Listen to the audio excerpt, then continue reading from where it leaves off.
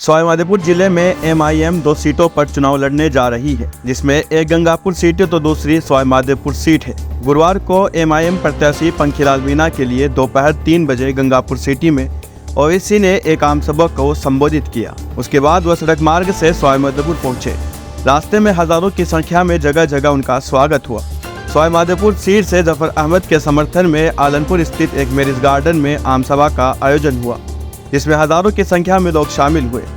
जफर अहमद ने अपने क्षेत्र की समस्या सभा में आमजन व असदुद्दीन ओवैसी के सामने रखी। वर्तमान युवा पीढ़ी बदलाव चाहती है। ओवैसी ने अल्पसंख्यकों को वोट का अधिकार के बारे में विस्तार से समझाया। उन्होंने बताया कि कांग्रेस और बीजेपी दोनों आपका इस्तेमाल चुनाव में भरपूर करते हैं। कांग्रेस बीजेपी का डर दिखाकर वोट लेती है। उन्होंने कहा कि मोदी कहते हैं कि तुष्टीकरण करता हूं, मैं अपने हक की, अल्पसंख्यक, दलित, आदिवासी की हक की बराबरी की बात करता हूं। क्यों हक बराबर नहीं है? राजस्थान में अल्पसंख्यक मुसलमान की हायर एजुकेशन सिर्फ 2% क्यों है? राजस्थान सरकार अशोक गहलोत ने मुस्लिम को इतना पिछड़ा क्यों कर रखा है? ओवैसी ने अपनी सभा में कहा कि प्रधानमंत्री अब राहुल को एक तरह अल्पसंख्यक समाज के साथ बर्ताव करने का खुला आरोप लगाया। अब प्रधानमंत्री राहुल गांधी को कब देंगे देश की बागडोर? वो भी तो उनके जैसे काम करते हैं। ओवैसी की सभा से सवाईमाधोपुर में नया तूफान आया है और कहीं न कहीं मुस्लिम वोटर एकजुट होते दिखाई दे रहे हैं। Bureau report, Sawai Madhopur, Shadab Ali. पहुंचे हैं थोड़ी देर का मामला है, चुप रहो यार। तो रास्ते में भाई साहब देखिए, आप किसी को मत बोलिए। भाई साहब, बाबू छोड़ दो, आप छोड़ दो। जब से खामोश चल रहा ना मामला, चलने दो। रास्ते में हम एक लंबा सफर कर आए और मुख्तलिफ मुकामात पर अवाम-उन-नास ने गाड़ी रोककर अपनी मोहब्बतों से हमको नवाजा, फूल बरसाए। मैं उन तमाम का शुक्रिया अदा करता हूं, उनकी मोहब्बत को सलाम करता हूं और मुझे उम्मीद है कि इंशाअल्लाह ताला 25 नवंबर के दिन जिस तरह आपने फूल बरसाए, उस तरह आप मजलिस इत्तेहादुल मुस्लिमीन के उम्मीदवारों पर वोटों की बारिश करेंगे और उनको कामयाब और कामरान करेंगे इंशाअल्लाह। क्योंकि हम लोग एक अज़ा के लिए रुक चुके हैं, तो मैं अपनी तकरीर को जारी रखूंगा। मेरे अजीज दोस्तों और बुजुर्गों, मैं आपसे सिर्फ इतना ही बताने आया हूं कि हमें अपने हुकूक के लिए लड़ना है। हमें अपनी मुश्किलों को खत्म करने के लिए जिद्दोजहद करना पड़ेगा। नाइंसाफी को अगर खत्म करना है तो सिर्फ तकरीर करके या फिर अखबार में एक मजमून लिखने से नाइंसाफी खत्म नहीं होती है। नाइंसाफी उसी वक्त खत्म होती है जब आप उस नाइंसाफी को खत्म करने के लिए मैदान अमल में उतरते हैं, तभी नाइंसाफियों का खात्मा होता है। फिरका परस्ती का खात्मा सिर्फ जज्बाती तकारीर से फिरका परस्ती ताकत नहीं बनेंगे, उनसे कभी भी इंसाफ नहीं होगा। हाँ, आप वोट डालने वाले बन चुके हैं। अगर आप जिंदगी भर सिर्फ वोट डालने वाले बनकर रहना चाहते हैं तो फिर इसका कोई इलाज नहीं कर सकता। अगर आप वोट लेने वाले बनना चाहते हैं तो फिर आपको मुकाबला करना पड़ेगा, आपको इलेक्शन लड़ना पड़ेगा।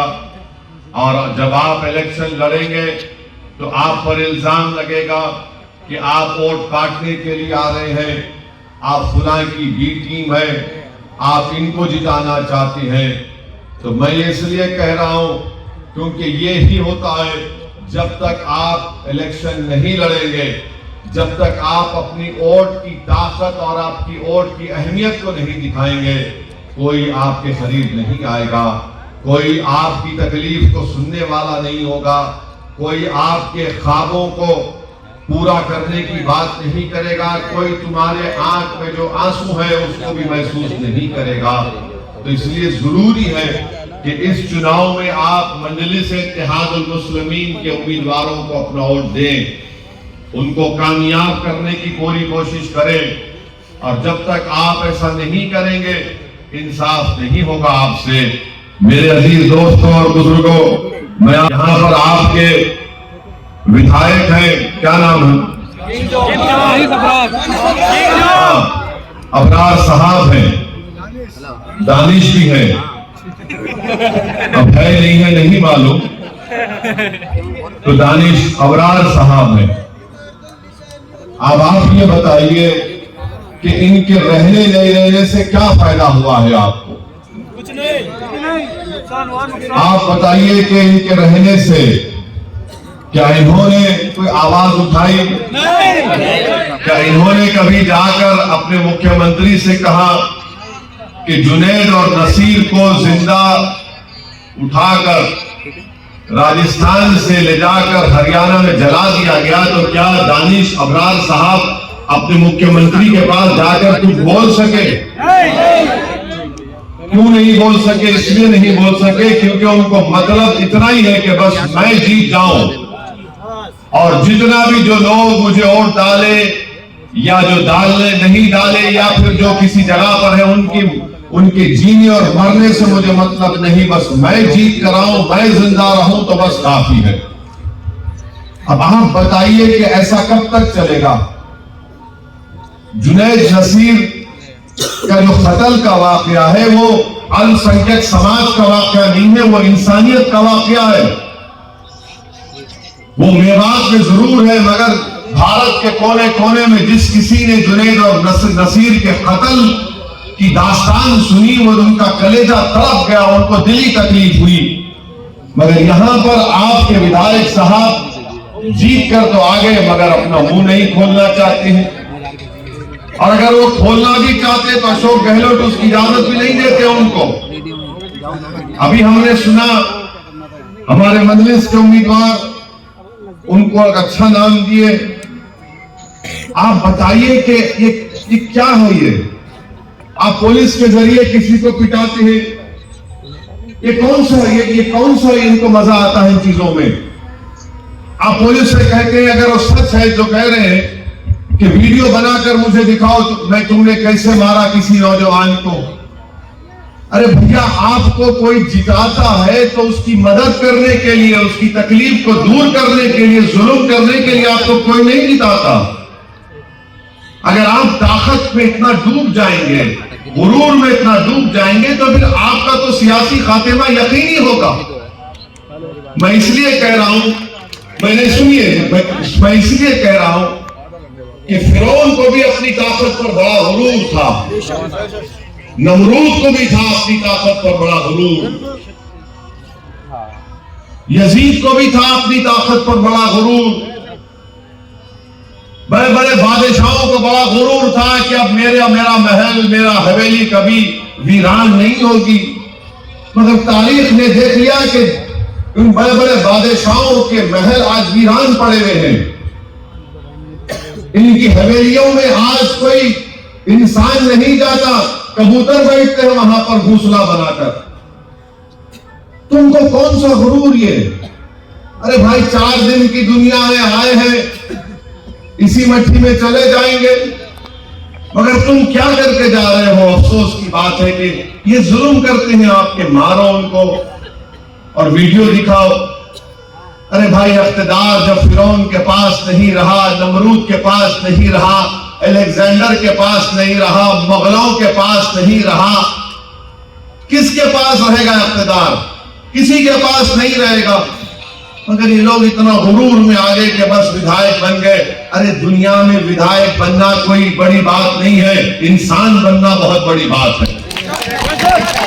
अफसोस होता है कि इस तरह की बातें जब सुना मैं बैठकर यहाँ पर, मगर हमको और आप पे सवाल करना है। गलती तो आपकी है ना, गलती आपकी है। मैं खुल के कह रहा हूं, आपसे बुरा मत मानिए। आपने ऐसे आदमी कोर्ट क्यों दिया? आपने समझा कि शायद ये अच्छा मरे, आपने ऐसे आदमी कोर्ट दिया जो मुंह ही नहीं खोलता, कुछ काम करने के लायक नहीं है। और फिर कांग्रेस के जो मुस्लिम नेता हैं वो कहते हैं कि अगर मजलिस 1-2 सीट जीत जाएगी तो क्या होगा? मैं आपको बताना चाह रहा हूं कि 1-2 अगर हम जीत जाएंगे तो चाहे बीजेपी हो, वसुंधरा राजे हो, अमित शाह हो, मोदी, अशोक गहलोत हो, हम इनकी रातों की नींद हराम कर देंगे। याद रखो, तुम 1-2 की बात कर रहे हो। भारत की पार्लियामेंट में खाली 2 मजलिस के लोकसभा के मेंबर हैं और 2 खड़े हो जाते तो बीजेपी के 300 पर भारी हो जाते हैं। तो ये कांग्रेस के नेताओं से हम कहना चाह रहे हैं, तुम 1-2 की बात मत करो। जंगल में एक ही शेर रहता है जो सब पे हावी हो जाता है। 1-2 अरे भाई 1-2 क्यों फिक्र कर रहे हैं आप? अब तो हम शुरुआत कर रहे हैं, पहुंच जाएंगे राजस्थान की विधानसभा में इंशाअल्लाह। हवा महल से जमील जाएगा, कामा से इमरान जाएगा इंशाअल्लाह विधायक बन के। यहां से हमारे जफर अहमद साहब को आप बनाकर भी जाएंगे। मकराना से हमारे कुरैशी साहब हैं, किशनपॉल से हमारे रफीक साहब हैं, सब जीतेंगे। तो इनको हम इनके ख्वाब से बेदार करना है लोगों को। ये बड़ी गफलत की नींद में हम तुमको बेदार नहीं करेंगे, तुमको अपने ख्वाब गफलत से नहीं उठाएंगे, बल्कि तुमको हराएंगे इंशाअल्लाह ताला। तुमको भी हराएंगे, मोदी को भी हराएंगे, क्योंकि कोई फर्क नहीं है इन दोनों में। कांग्रेस और बीजेपी में कोई फर्क नहीं है। मेरी इस बात को जहन नशीन कर लीजिए आप। यकीनन बहुत से लोग जो मेरी बात को सुनेंगे वो बोलेंगे क्या कहता है इतनी, ये कैसा फर्क नहीं है कांग्रेस और बीजेपी में। मैं आपको बताता हूं सिर्फ एक ही बात मेरी सुन लीजिए। मध्य प्रदेश में चुनाव हो रहा है और मध्य प्रदेश के चुनाव में वहां के साबिका वजीर आला मुख्यमंत्री कमलनाथ ने कह दिया कि बाबरी मस्जिद को तोड़ने का काम राजीव गांधी ने शुरू किया था। आप उठाकर देख लीजिए, मैं झूठ नहीं कह रहा हूं। और मैं कहा कि राजीव गांधी ने ताले खुलाए थे और उसके बाद बाबरी मस्जिद के खत्म होने का काम शुरू हो गया। अब आप बताइए कि आप जो बोलते लोग मुझे कि तुम इतना क्यों बोलते कांग्रेस के ऊपर, मैं उनको बार बार कहता हूं कि तुम पढ़ते नहीं हो। तुम अगर पढ़ना शुरू करोगे, तुम सोचना शुरू करोगे तो तुमको मालूम हो जाएगा ये कुछ फर्क नहीं है इनमें, इन दोनों में कोई फर्क नहीं है। बल्कि मैं तो कहूंगा कि जब नरेंद्र मोदी जनवरी में जिस जगह पर बाबरी मस्जिद थी और जहां पर आप लोगों ने मिलकर ये काम किया और आप जा रहे हैं जनवरी में, तो प्रधानमंत्री को चाहिए कि राहुल और कमलनाथ को भी साथ लेकर जाएं। अकेले मत करो मोदी जी। मगर मोदी जी कैमरा में किसी को आने नहीं देते, कोई नहीं आना, बस कैमरा उन्हीं पर, लाइट उन्हीं पर, सब चीज उन्हीं पर। अगर गलती से कोई आ गया तो उसको ऐसा बोल मगर मोदी जी दिल बड़ा करिए, राहुल गांधी का भी रोल है, कमलनाथ का भी रोल है, इनको भी लेकर जाइए। और अगर आपका दिल और बड़ा है मोदी जी तो गहलोत साहब को भी लेकर जाइए। अगर आपका और दिल बड़ा है तो ये दानिश भी तैयार हो जाएगा। अब आप बताइए क्या हो रहा है यहां, यही तो हम बता रहे हैं आपको। अच्छा, आपको और एक मिसाल देते हैं इन लोगों की, बीजेपी और कांग्रेस की दोस्ती और जोड़ी की।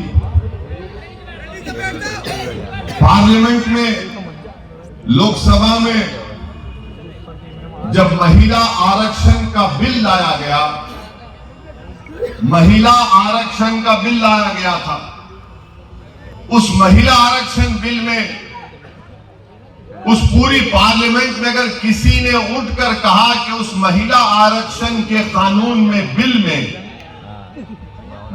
ओबीसी की महिलाओं को रिजर्वेशन मिलना चाहिए और मुस्लिम महिलाओं को रिजर्वेशन मिलना चाहिए। किसी ने नहीं कहा है बात, ये सिर्फ सिवाय मंजलिस के मैं और इम्तियाज जलील ने कहा। हमने कहा कि महिला आरक्षण में मुस्लिम खवातीन को और ओबीसी खवातीन को, महिलाओं को इस बिल में रिजर्वेशन मिलना चाहिए। कांग्रेस मुखालिफत की उसकी, बीजेपी मुखालिफत की उसकी, और जब हमने वोटिंग का मुतालबा किया, जब लोकसभा के स्पीकर साहब, आप ही के राजस्थान के कोटा के ओम बिरला साहब ने मुझसे कहा कि ओवैसी तुम क्या अपने तरमीम को पेश करोगे? मैंने कहा सर मैं पेश करने खड़ा हूं। तो स्पीकर ओम बिरला साहब ने कहा कि तुम्हारे साथ कोई भी नहीं है। मैंने कहा मेरे साथ अल्लाह है सर। हमने तरमीम को मूव किया, फिर हमने कहा कि वोटिंग का मुतालबा किया। वोटिंग का 400 वोट मोदी जी के लाहिवे कानून की तायीद में गिरे और 2 मुखालिफत में गिरे। वो 2 कौन थे? असदुद्दीन ओवैसी और दूसरा इम्तियाज जलील। और ये कांग्रेसी समझ नहीं रहे थे हम क्या कर रहे थे। एक कांग्रेस के बहुत बड़े नेता है, लोग साहब बोले ओवैसी तुमको 2 है, हमारे को 400 मिले। मैंने कहा दीवाने, मैं जो करना चाह रहा था वो मैं उसमें कामयाब हो गया। बोले क्या कामयाब हुए? मैं दुनिया को दिखाना चाह रहा था कि मैं मुस्लिम महिला और ओबीसी महिला के रिजर्वेशन के बात कर रहा था और तुम मोदी के गोद में बैठकर चाय पी रहे हो। दुनिया ने देख लिया कि तुम मिले हुए हो, और जब यह चुनाव आता ओवैसी मिला हुआ है, ये वोट काटने आता है। अरे जब कानून बनता है, हिस्सेदारी की बात मैं कर रहा हूं, और तुम क्या कर रहे हो? तुम मोदी के साथ बैठकर गले मिल रहे हो। ये इनका चेहरा है। बहुत दास्तान है इन लोगों की, बहुत कुछ बयान कर सकता हूं। मेरी जबान का और मेरे दलाइल का मुकाबला ना मोदी कर सकते, ना राहुल कर सकते, कोई नहीं कर सकता। ये जो कांग्रेस डरती है ना 1-2 जीत जाएंगे तो क्या करेंगे? आपको मालूम राजस्थान में कितने अल्पसंख्यक समाज के बच्चे हायर एजुकेशन में, यानी डिग्री, ग्रेजुएशन में, पोस्ट ग्रेजुएशन में, प्रोफेशनल स्टडीज में पढ़ते हैं। 2%, सिर्फ 2% पढ़ते हैं। पता नहीं कहां है। अब इसका जिम्मेदार मैं हूं क्या? बताओ। राहुल गांधी तो हर जगह जाकर बोलते पैसे लेके लड़ते, फुला करते। अच्छा ये बताओ ये 2% क्यों है? राजस्थान में अल्पसंख्यक मुसलमान समाज के हायर एजुकेशन में 2% क्यों है? बताओ हमको। आप क्यों नहीं पढ़ाना चाहते हो उनको? आप नहीं पढ़ाना चाहते हो उनको? अच्छा, राजस्थान में 21% जो मासूम बच्चे पैदा होते हैं, जो 1-2 साल तक रहते हैं, वो वेस्टेज होते, यानी जो वजन होना, उनका वजन नहीं रहता उनका। राजस्थान में 60% मुस्लिम बच्चे एनीमिक है, खून की कमी है। मेरी वजह से अशोक गहलोत, राहुल गांधी। अब आप जाके मोदी जी से पूछो तो बोलेंगे ओवैसी तुष्टीकरण की राजनीति करता है। भाइयों बहनों मित्रों,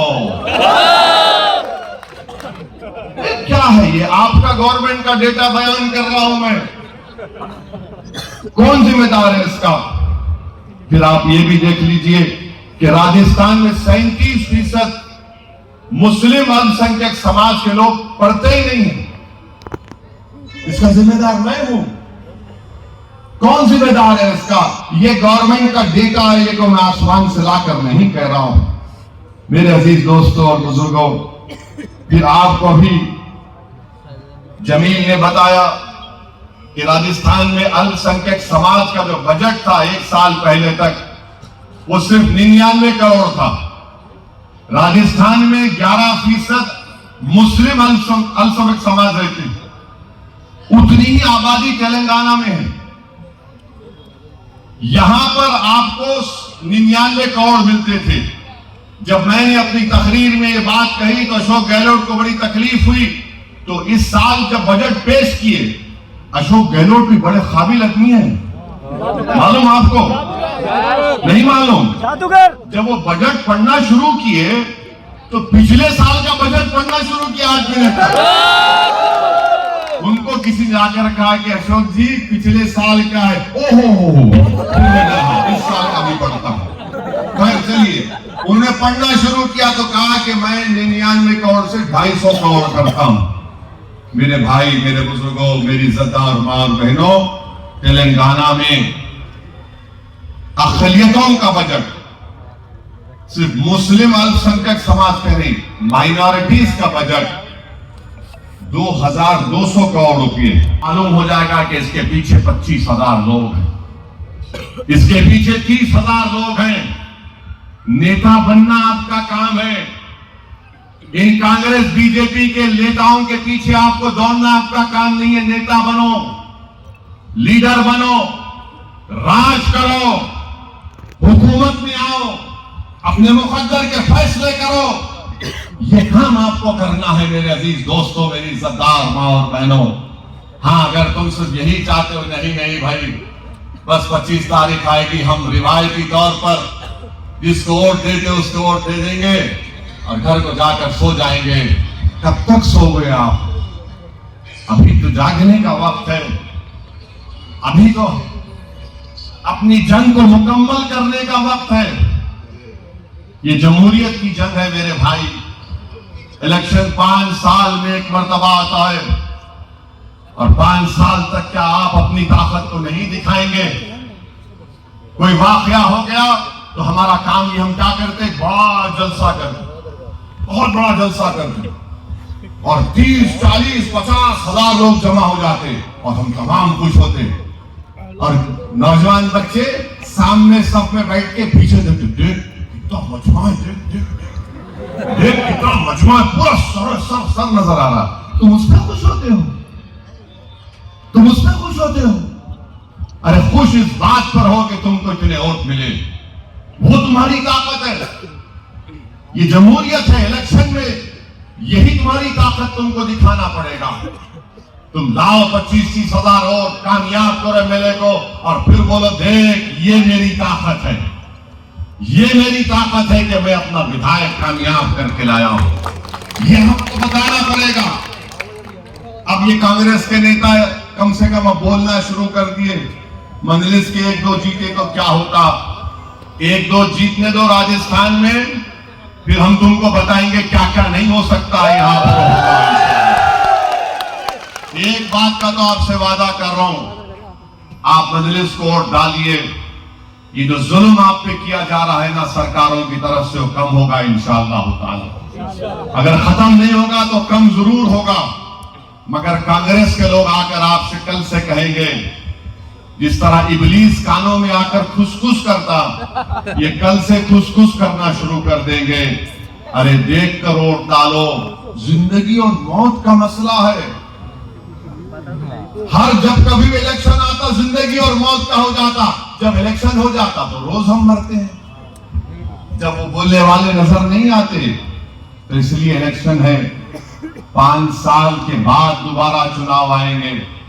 यकीनन मैं आपसे खुलकर कह रहा हूं कि राजस्थान में बीजेपी की सरकार नहीं बननी चाहिए इंशाअल्लाह ताला।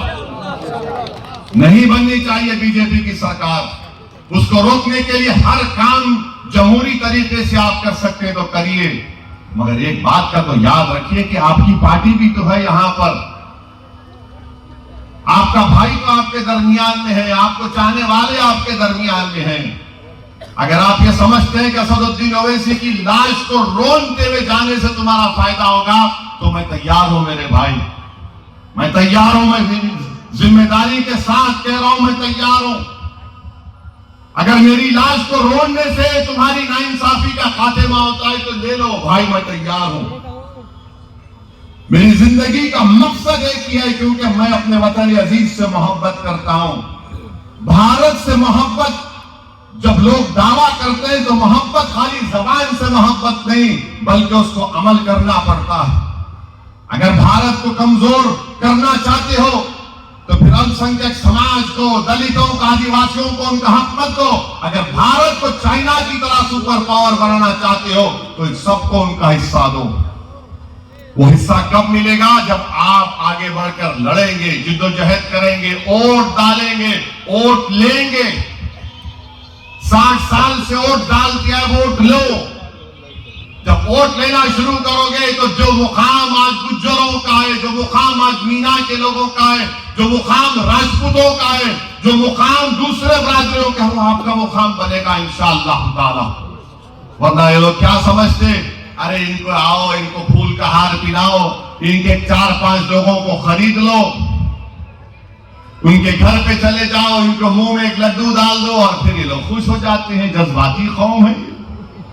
नहीं मेरे भाई, जज्बाती रहो जरूर, मगर जज्बात में इतना मत बह जाओ कि तुम अपना नुकसान कर लो। तो मेरी आपसे एक ही गुजारिश है कि 25 नवंबर के दिन आप अपने वोट का इस्तेमाल करिए, खूब वोट डालिए। आप हमको नहीं डालना चाहते, आपका इख्तियार है, मगर वोट डालिए। पोलिंग परसेंटेज 100% होता है तो करिए, एक वोट का इस्तेमाल करिए। बीजेपी को सत्ता में आने से रोकिए, और जहां पर मजलिस के उम्मीदवार है, पतंग के निशान पर बटन दबाकर अपने इत्तेहाद का सबूत दीजिए, अपने सियासी शऊर का सबूत दीजिए, अपनी आने वाली नस्लों के मुस्तकबिल को रोशन करने का सबूत दीजिए। यही चंद गुजारिशात मैं आपके सामने रखने आया हूं।